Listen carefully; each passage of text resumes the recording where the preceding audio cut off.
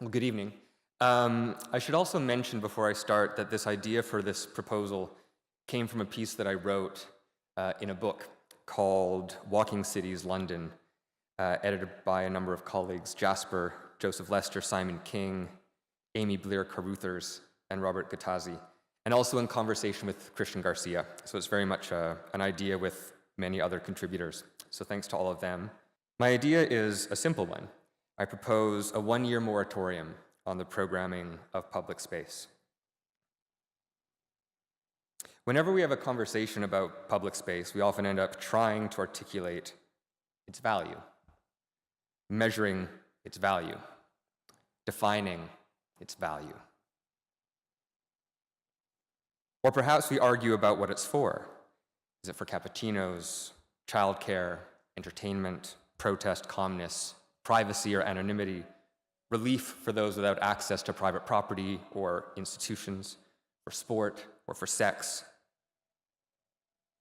Often a successful public space, or narratives about spaces that were derelict, were underused, were dangerous, were forgotten, were ambiguous, or otherwise, rely on the transformation from empty to full, from quiet to busy, from mono-use or insular to bustling and diverse.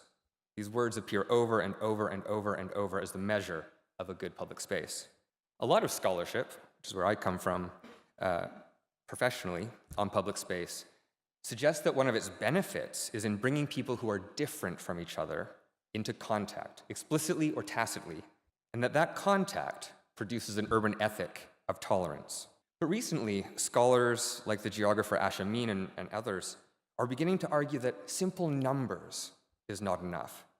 Getting more and more people who are more and more different from each other in more and more spaces is not a sufficient condition for a democratic public sphere or for this urban ethic to develop.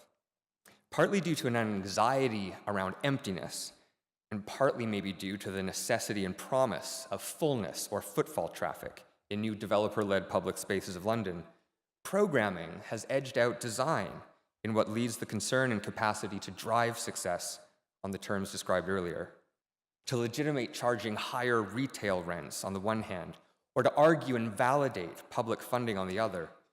The measure of the crowd, driven to space through the spectacle of the program, is the norm.